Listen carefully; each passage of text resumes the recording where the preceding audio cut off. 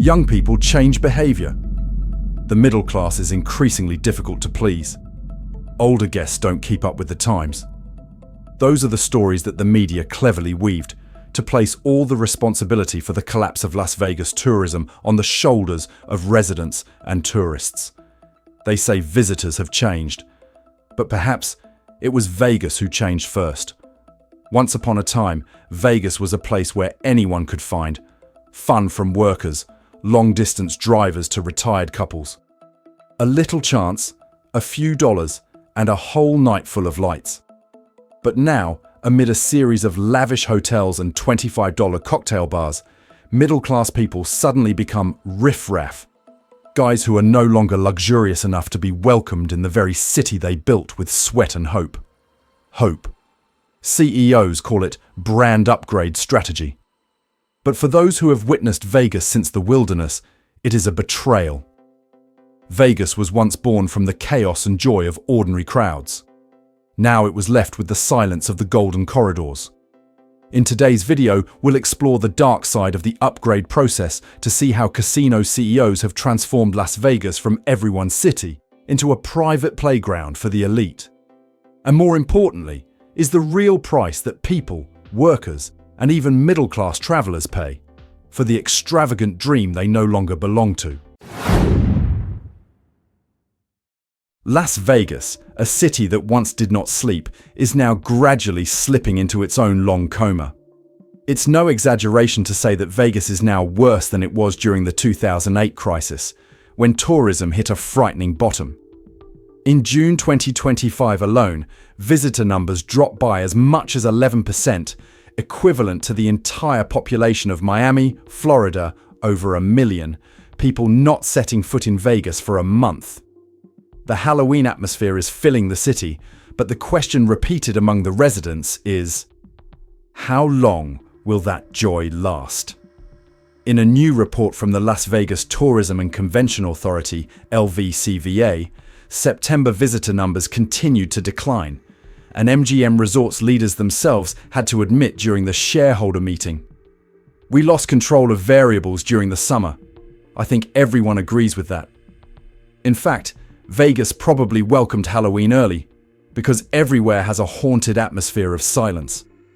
Unoccupied card tables, cold bars, streets without tourists, all create a scene that is both empty and heartbreaking. A waiter at Flamingo shared, "There is still vitality on the weekend, but by Tuesday it is completely empty." Small shops, ticket counters and eateries around the tourist area had to close early because there were not enough customers left to maintain operations. The citywide hotel room occupancy rate is only 80–81%. In some places it drops to 66.7%, especially on weekdays when Vegas was once a paradise for workers looking for some fun after work. Meanwhile, bartenders and dealers said tips have decreased by more than half compared to before. Many people have to find other things to deliver, work night shifts, even clean hotel rooms, just to cover living expenses. The root cause is clear to everyone. Prices have gone beyond the reach of middle-class people. On the Strip, everything escalated to the point of absurdity. A tourist shared, "Even a glass of drink is enough to make your wallet flat." When asked the price, this person replied, $33 for a cocktail. In a place once known for its $5 buffets and cheap blackjack tables, this sounds like a cruel joke. Not only are consumers suffering, but small business owners themselves are struggling to endure. The owner of 2 restaurants in downtown Vegas said that his customers often shock when looking at the bill. The guest looked in and said, "Oh my God, I have to pay this much for this. I don't find it worth it at all." That story is no longer rare. Even the city government has to admit that. Mayor Shelley Berkeley said that Las Vegas is gradually losing its appeal, especially to Canadian tourists, who were once one of the largest sources of visitors.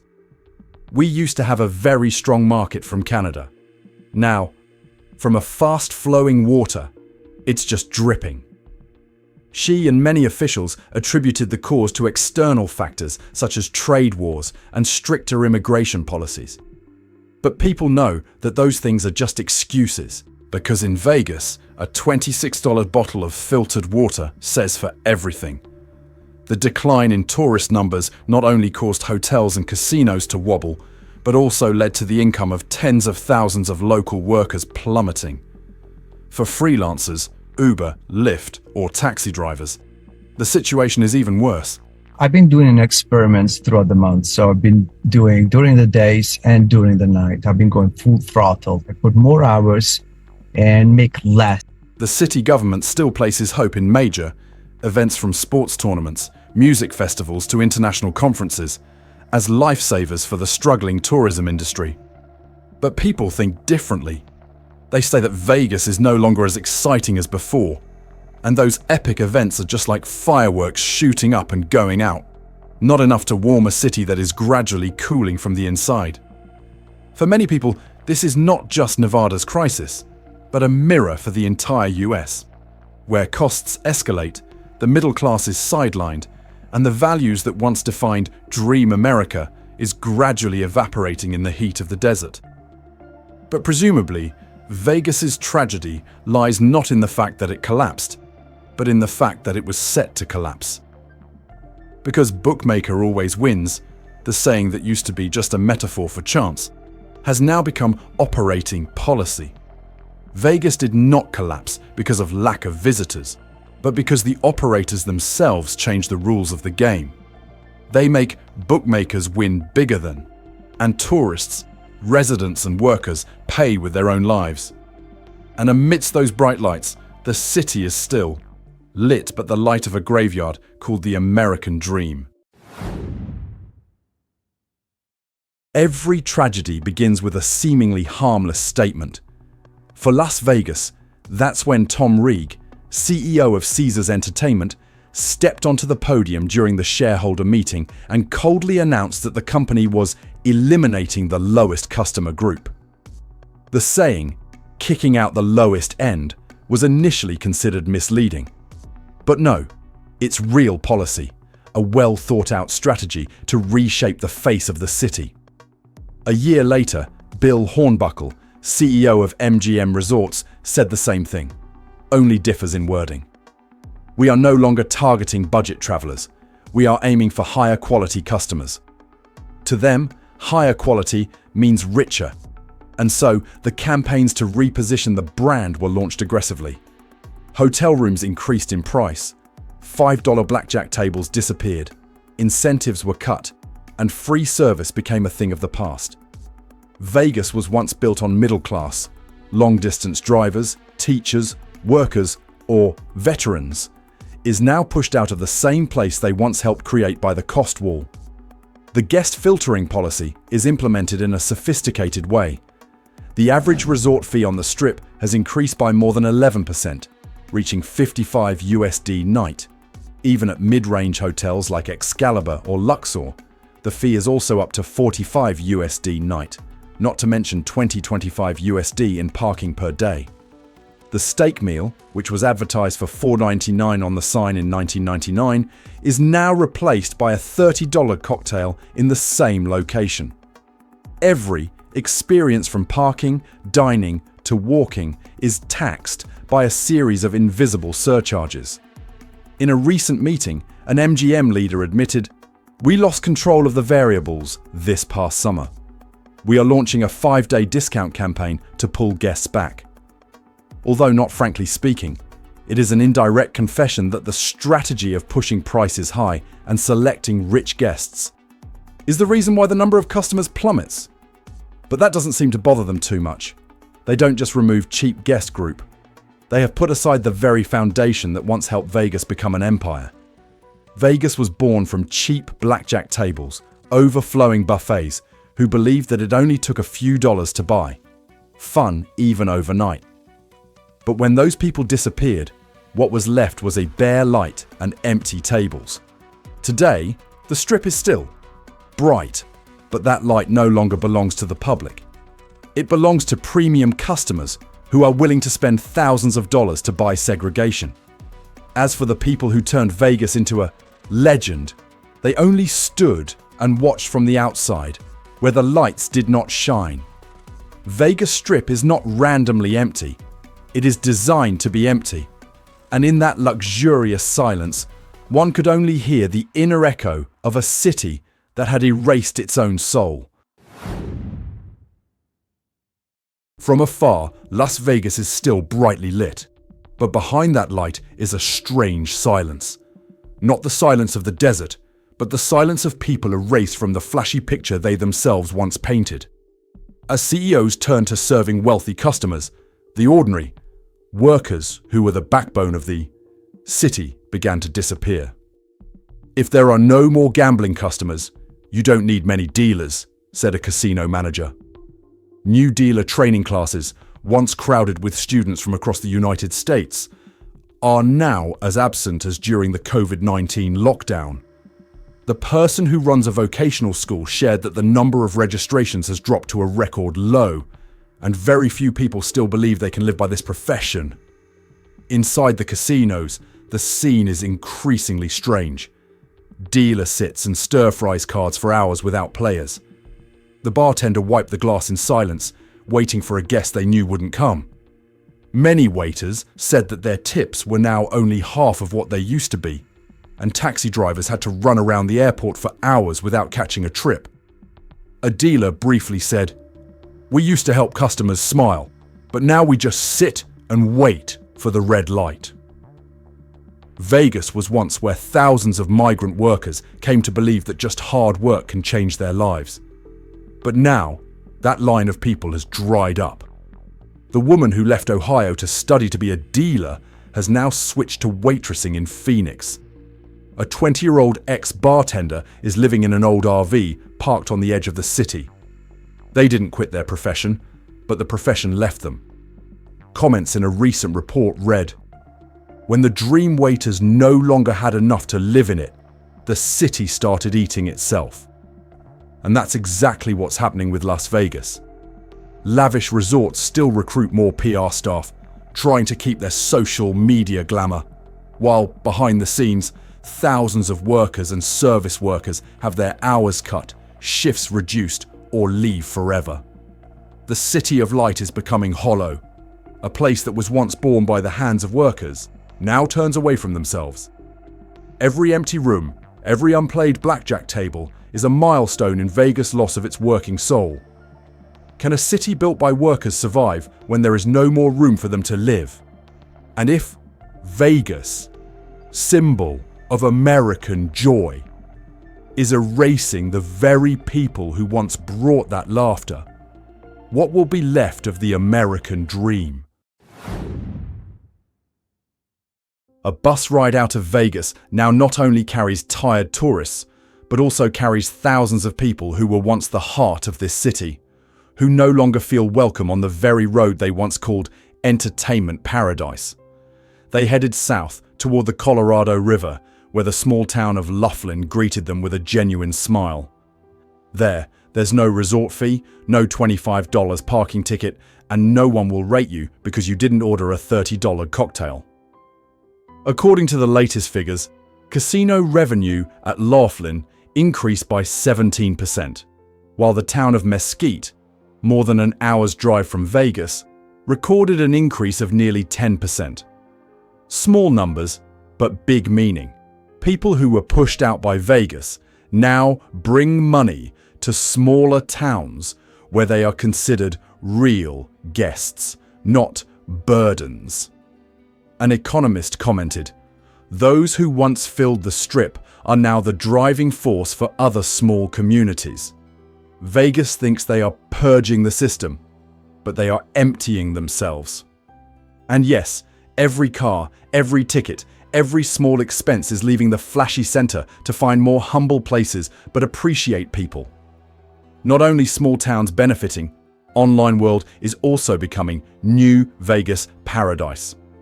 In July 2025 alone, revenue from online casinos in the US reached $1.78 billion USD, an increase of more than 20% over the same period last year. Players can now sit right at home, choose better odds, no need to pay $55 resort fee or $25 parking fee, nor have to wait in long lines in front of the bar to buy a luxury cocktail. A report commented, "Players don't leave Vegas because they run out of money, but because Vegas makes them feel unwelcome." When CEOs chase high-end customers, they forget that most of America is not on that high-end list. And that's why Las Vegas has paved the way for a new rival. Online casino, the virtual city that never sleeps, doesn't need neon lights, but still attracts millions of people every night. If workers have left, middle-class travelers have turned, and virtual casinos are replacing real lights. What's left of Vegas, other than the name? Famous resorts such as Bellagio, Aria, and Wynn, which are considered the pinnacle of luxury of Las Vegas, have all recorded a clear decrease in visitor numbers, despite their shift to serving high-end groups. A report notes, even the rich are cold towards Vegas.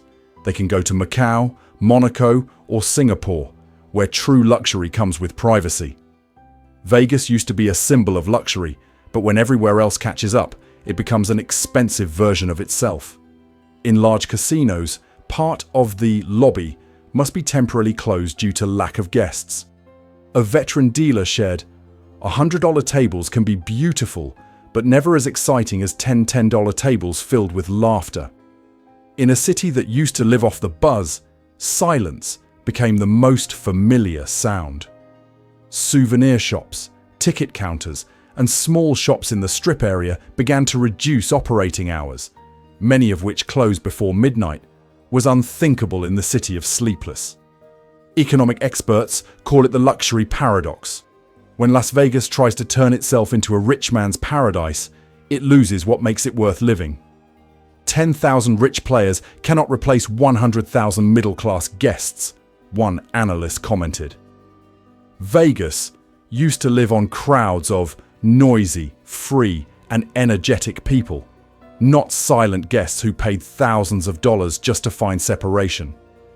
A businessman who has been with Vegas for more than 30 years said, frankly, "We tried to run away from the chaos that made our name and lost that soul." Indeed, Vegas of the 1980s once boasted a city of surprises, where taxi drivers could meet fake Elvis, where veterans could exchange $5 for laughter. And today, the Strip becomes a lavish but cold showroom, is beautiful, clean, and no one left. A city built to live with laughter, can it exist when there are only echoes of itself? And if Vegas is no longer for those who loved it, then who else wants to call this place the capital of joy? There's a weird thing going on in Vegas. For the first time in years, a big resort back to the old thing, and suddenly, it works. Not a billion-dollar project, not a massive advertising campaign, but just a simple decision. Resorts World tries to eliminate resort fees and reopen free parking. In a city where everything is taxed invisibly by acts like a strange breeze. And the magic happened. The number of guests increased sharply, the rooms became more closed, and the social network was suddenly flooded with videos, photos, and comments with the same message. Old Vegas is back. News reports describe the atmosphere as feeling old Vegas comes back to life in a short moment. Locals have been turning their backs on the Strip for years because of the distance and unreasonable prices is starting to come back. One person said in the interview, "I don't need flashy lighting, I just want to feel welcome." Perhaps that is exactly what Vegas has long lost. This move to untie spreads like a signal of hope. The number of conference guests in May increased by more than 10%, and surrounding hotels also benefited. The atmosphere becomes more pleasant, not because the city innovates, but because it recalls the way people used to smile. However, most other resorts still ignore this experiment. They keep the same high fees, continuing the model with few guests, but luxury makes the days of the week still empty. Only on weekends do they feel a little energetic. An expert commented bitterly, "Vegas used to be built to live every day. Now it only lives 2 days and then sleeps 5 days." The news anchor concluded, "That little experiment proves that what Vegas lacks is not the lights, but the feeling of welcome. That sentence sounded like a reminder. For decades, Vegas has been chasing luxury, trying to be a privileged over. But what makes it so special is always openness. Everyone gets to dream, even for one night. Recently, the Caesars digital brand announced that it will test a similar model in the Harrah's hotel chain, reducing service fees and increasing incentives for local people. That might be the first signal of a small, wake-up wave, but enough to get Vegas to breathe again. Will other corporations dare to follow? Or will they let Vegas continue to live in its own cold, bright light? Amid the lights still shining on the Strip, Las Vegas is hiding a secret that cannot be hidden forever. The city is losing on its own hands. A recent report ended with a cold comment. Vegas is not empty because of random, but because it is designed like that. From afar, where LED billboards still flash and show off dreams, inside is the heavy silence of empty halls. Behind the flashy lighting and sleek advertising, the Strip is bleeding silently. The numbers speak to what management tried to hide. Game revenue in May 2025 dropped comprehensively by slot machines by more than 5%. Baccarat lost 10%, and overall gaming industry revenue dropped 4%. But as commented in the report, the red flag is really not in the books, but where the money is flowing. Money is no longer in the hands of those who sweat for this city. Many workers in the entertainment and service industries lost their jobs, leaving Vegas's unemployment rate among the highest in the country. Blackjack tables were empty of players, staff sat alone, taxi drivers stood for hours in front of McCarran Airport without any pickup. A dealer sighed. We used to help customers smile. Now just sit and look at the red light. The bitter paradox is, Vegas tries to become Monaco, but forgets that is the ordinary person who makes the rich feel rich. As the middle class disappears, even the rich lose the crowd that once made them feel special. Vegas used to be everyone's casino, where mechanics, teachers, drivers and veterans could throw dice together with laughter. Now, that city is just an empty stage, where the audience has left Vegas used to live on the energy of the masses. It was built not by billionaires, but by everyone who believed that one night, luck could change lives. But now, when everything is priced and limited, when every meal, every parking spot, every cocktail becomes a test of the wallet, the city of opportunity has turned into the city of distance. An economic analyst says 10,000 rich players cannot replace 100,000 middle-class dreamers. And yes, our $100 table cannot bring the breath of 10 $10 tables filled with laughter, cheers, and the simple hope that luck can change. Because in the end, no one comes to Vegas just to play. They come to feel alive. Vegas may not have lost yet, but it is probably losing at the most important thing: the soul. Can a city built on everyone's dreams survive while serving only the dreams of the few? Las Vegas has never been without light, but today's light no longer warms anyone. The Strip is still flashing. The billboards still promise memorable vacations, but at their feet is a city struggling with its own illusions. The falling numbers, the empty tables, the laid-off employees are all no longer economic accidents, but the consequences of a wrong bet on the human soul. Because in this game, the dealer always wins until the house itself collapses from the inside. And perhaps in what Vegas needs is not extra lights or lavish signs, but decisions with a heart. Like Resorts World or Caesars Digital, brands that dare to try something different, waste, open their doors, welcome people back.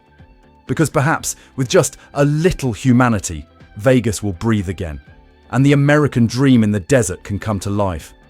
If a city that was once built by the belief that anyone can win big overnight, now only has room for the few allowed to play,